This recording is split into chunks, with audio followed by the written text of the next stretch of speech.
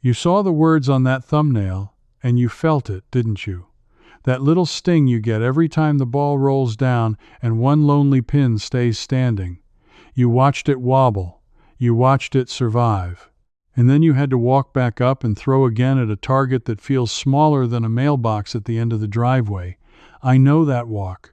I took it for 30 years, muttering under my breath, thinking my eyes were the problem, thinking my knees were the problem, thinking maybe I was just too old to pick up a corner pin anymore. Here is what I found out, and it changed my whole game. Missing spares is not about power. It is not about age, and it is not about your eyes. It is about aiming at the wrong thing and standing in the wrong place, two habits nobody ever bothered to correct, because the flashy strike is what sells lessons and sells fancy balls. Nobody makes money teaching an old man how to quietly knock down one pin. But there is a record of how this used to be taught. Back before the hook ball became king, there was a simple system written down in coaching manuals, the kind of plain, boring, deadly, accurate method that carried working people to high averages on beat-up wooden lanes. I am going to hand you 5 of those tips, and the last one comes from something the United States Bowling Congress has quietly known for decades, but almost never says out loud. And I promise you this, every single one of these works with the body you have right now, in the house league you already bowl in, with the ball already sitting in your bag. Let me take you back to the exact night this started to break open for me. It was a Tuesday, and I remember it because our league bowled Tuesdays for 11 years. I had thrown a beautiful first ball, left the 10-pin standing way out in the right corner, and I did what I always did.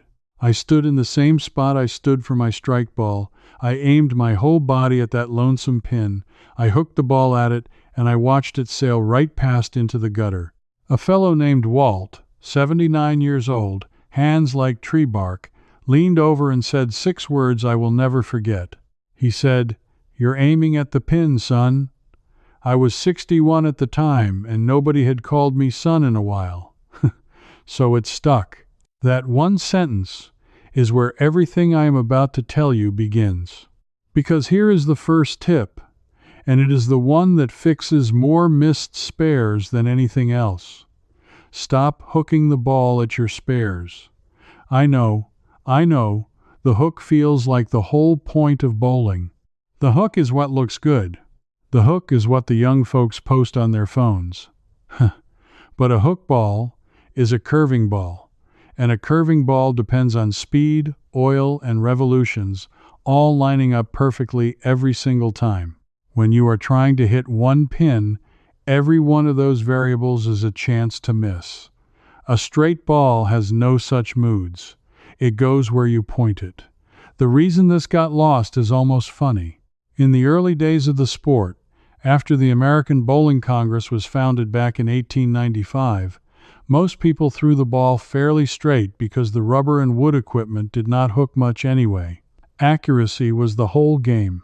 Then, over the decades, the equipment got aggressive, the marketing got loud, and everybody chased the big curving strike ball. The straight spare shot, the workhorse that pros still quietly rely on, got shoved into the closet like an old coat. Watch any professional on television when they leave a corner pin. Watch closely. They put the pretty hook ball down and throw it straight. They know something the weekend bowler forgot. So the first night I tried it, I did not even buy anything. I just took my regular ball, faced the pin, and rolled it as straight and flat as I could. No wrist turn, no fancy release. I picked up the 10-pin for the first time in weeks. One clean, boring, straight ball. But here is what nagged at me. Walking back to my seat straight was better, sure, but I still could not do it every time. Some nights I hit it, some nights I missed by an inch, which told me the ball was only half the story. The other half was where I was pointing my eyes, and that turned out to be a bigger mistake than the hook. Because you have been aiming at the pin. Walt was right. And aiming at the pin is the single most natural, most human, most wrong thing you can do on a bowling lane. Let me explain why, and this is the second tip. That pin is 60 feet away from you. 60 feet. Your eyes are not built to aim accurately at a target that far off. Try threading a needle held at the far end of a school bus, and you will see what I mean. But the bowling lane was designed on purpose with a secret set of closer targets built right into the wood, and almost nobody uses them the way they were meant to be used. Those are the arrows. Those 7 little arrows in a row, about 15 feet past the foul line. 15 feet instead of 60. That is 4 times closer. Your aim gets 4 times more forgiving the instant you switch your eyes from the pin to the arrow. This is called spot bowling. And it is not some new gimmick coaches were writing about aiming at a nearer spot on the lane back in the 1930s, teaching factory workers and housewives to raise their averages with nothing but a change of focus. Cost them nothing, just a decision about where to look. Here is how I learned to do it, and how you can do it this week. Your ball rolls in a straight line, and a straight line crosses over one of those arrows on its way to the pin. So instead of staring down the lane at that far-off pin and hoping, you figure out which arrow your ball needs to roll over, and then you forget the pin entirely. You look at the arrow, you roll the ball over the arrow. The pin takes care of itself, because geometry does not miss. The first time I truly trusted this, I felt like a fool for not doing it sooner. I had a 7-pin standing out in the left corner. Instead of squinting 60 feet down the lane, I found the arrow my ball needed to cross. I locked my eyes on it like it was the only thing in the building, and I rolled. I never even watched the ball hit. I heard it, that flat, final clack of a corner pin going down. 30 years of staring at the wrong target. And the fix was 15 feet in front of my face the whole time. But an arrow only helps you if your body is lined up to send the ball across it, and that is where the third tip comes in, and this one is the real machinery. Because knowing where to look is one thing, knowing where to stand is what makes it repeatable every single frame. And repeatable is the whole ball game when your body does not do exactly what it did at 25 anymore. This is the part I wish somebody had drawn for me on a napkin 40 years ago. It is a system. An honest-to-goodness system, and once you have it, you will never stand in a random spot again. Coaches sometimes call it the 3-6-9 system, and the numbers refer to boards on the lane, those long, thin strips of wood you can actually count with your eyes. The whole idea is beautifully simple. You have one starting position for your strike ball. To pick up spares, you do not change your aim and you do not change your swing. You just slide your feet over a set number of boards and throw the exact same shot. Here is the plain version I actually use. I find my normal strike stance first, the spot where I stand to start every game.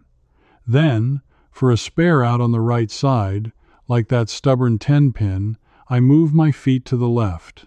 For a spare out on the left side, like the 7-pin, I move my feet to the right. It feels backward the first time, moving away from the pin you are trying to hit, but that is exactly what opens up the angle so a straight ball can cross the lane and knock it down. You move opposite to the pin, away from it to hit it. Say that out loud a few times because it will save you 100 gutter balls, and the amount you move is not a guess.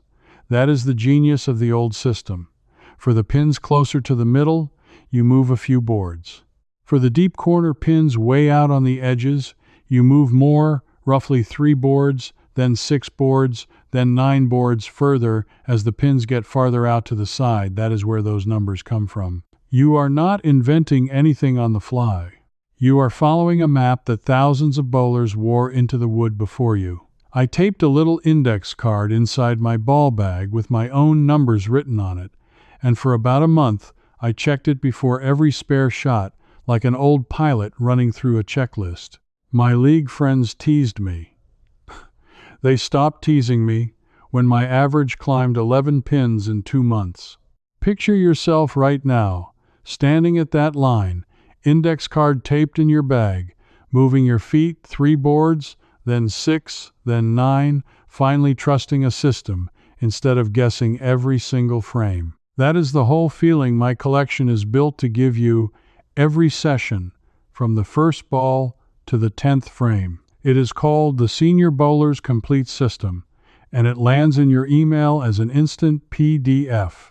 It carries the move opposite footwork you just heard, the 3-step and 4-step patterns engineered for senior stability, the fingertip grip systems for older hands, and the plain, pain-free framework that respects what your body can actually do at 65 and beyond.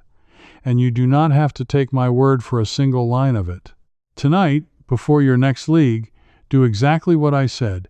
Set your feet with the move opposite rule, put your eyes on the arrow, roll it straight and slow, 10 balls at the 10 pin and 10 at the 7, and watch how many corner pins you pick up for free, with the ball already in your bag. The fastest way to get the books is to scan the QR code right there on your screen, or go to the link in the description or the pinned comment. Every frame you bowl this season is a frame you can either leave to guesswork or stand in the right board for.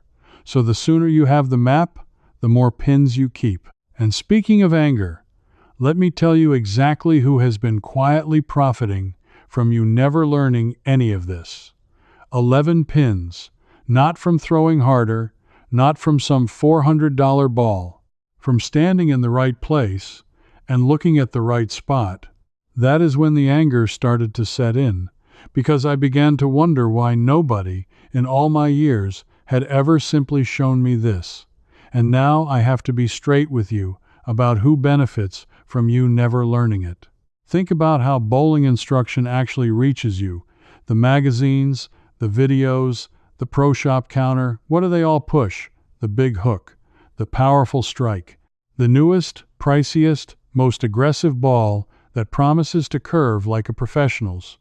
There is real money in selling you power, and almost no money in selling you a quiet, free adjustment of your feet. A pro shop makes nothing when I tell you to move 3 boards left and throw the ball you already own. A ball company makes nothing when I tell you your straight shot is your best friend. The entire loud, shiny front of this sport is built around the one shot that is hardest for an older body to control, and the humble spare game that actually wins tournaments gets left in the dark on purpose, because darkness is where the sales are. I am not bitter about it. I am just done being quiet about it. Because the folks who taught the old way were not trying to sell you anything. They were trying to help you knock down more pins with less strain, and that is exactly what I intend to do for you right now. So let me speak directly to you, yes, you, the one who just thought this all sounds fine for somebody younger, somebody steadier on their feet, somebody whose knees still bend the way they used to. This next part I built for you on purpose, because everything I have told you so far gets easier, not harder, when your body slows down, and I am going to prove it. Here is the 4th tip, and it is the one made for the bowler who cannot power the ball anymore and honestly should stop trying. Slow down. On purpose. Slower is more accurate, and this is not comfort talk, it is physics. A fast ball reacts to every little bump of oil on the lane and every tiny flaw in your release. A slower, smoother ball rolls truer and gives you time to actually aim. When you are shooting at a single pin, you are not trying to explode the rack. You are trying to touch one target. A gentle, controlled roll does that far better than a heave. And you do not need a big backswing or a strong arm to roll a good spare ball. You can shorten your approach to 2 steps instead of 4 if your balance is not what it was. You can even stand nearly still at the line and simply swing the ball like a pendulum and let it go. I watched a woman named Eleanor in our Thursday morning senior league, 83 years old, who barely takes a step. She sets her feet using the 3-6-9 idea. She looks at her arrow. She lets the ball swing down like the pendulum on a grandfather clock, and she converts corner pins that men half her age miss. She does not fight the lane. She lets the lane do the work. That is the whole secret of bowling past 70. You stop muscling it and you start aiming it. Now here is the piece within this piece. The thing you can do this very week, with no lesson and no new gear. Next time you are at the lane, before your league even starts, take your practice frames and do nothing but throw at single corner pins. Do not bowl for score. Do not chase strikes. Set your feet with the move opposite rule, put your eyes on the arrow, roll it straight and slow. 10 balls at the 10 pin, 10 balls at the 7 pin. That is it. Most people never once in their whole life practice the shot they miss the most. They practice the strike, which they already make, and they walk cold into every spare and wonder why they fail. You reverse that starting this week, and you will feel like a different bowler by month's end. It costs you nothing but the balls you were going to roll anyway.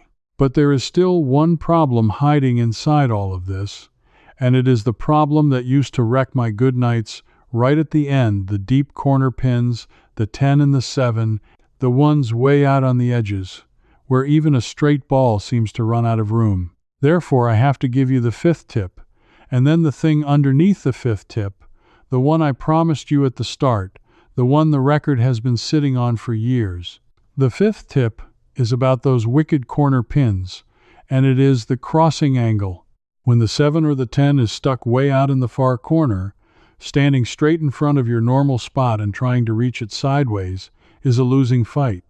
Instead, you use the whole width of the lane. For the 10 pin out on the right, you walk your feet all the way over to the far left corner of the approach, and you roll the ball diagonally across the lane so it travels from the left side over the arrows and out to the right corner. For the 7 pin on the left, you do the mirror image feet to the far right, roll across to the left corner. You are turning a short, cramped, sideways poke into a long, generous diagonal path, and a long diagonal gives your straight ball all the room it needs to arrive dead on the pin. This felt wrong to me for weeks. Standing on the far left to hit a pin on the far right feels like lining up to mail a letter to the wrong address, but the geometry is undeniable. The wider your angle, the more margin you have, and margin is everything when your hand is not as steady as it once was. The day I committed to crossing the lane on corner pins was the day the 10 pin stopped being my enemy.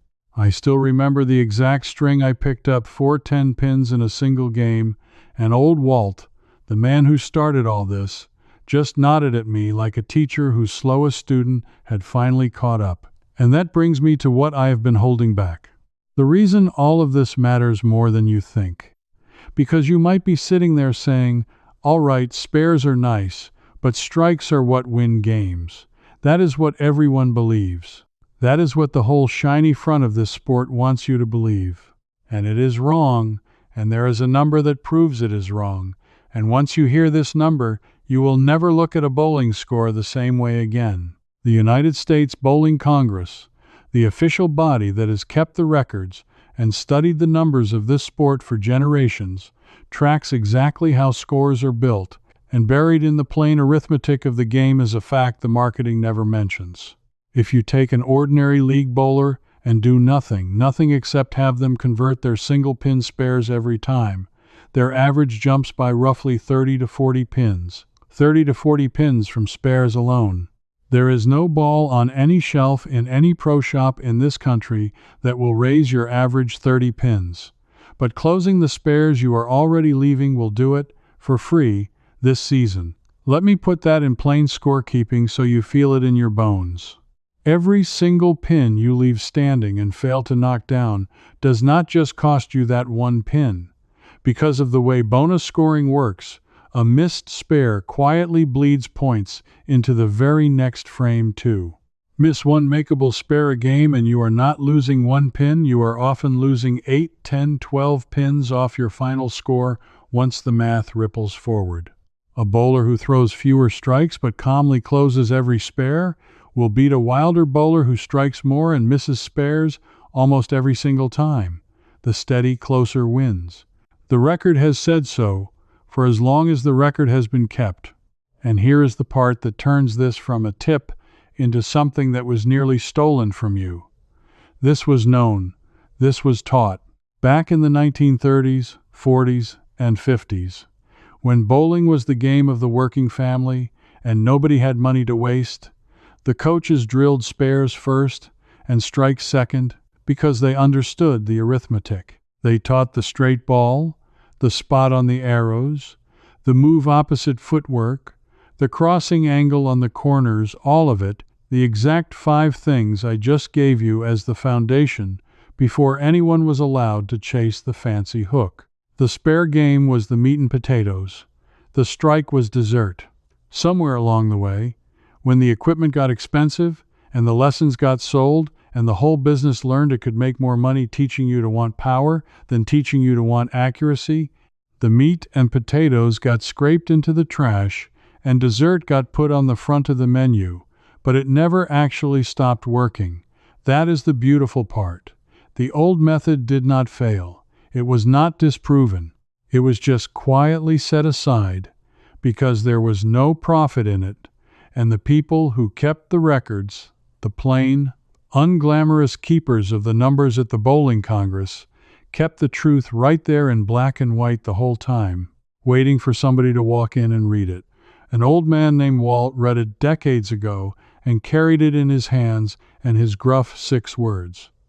Now you have it. You did not have to bowl for 30 years and get called son by a stranger to earn it. You just had to stay with me to the end.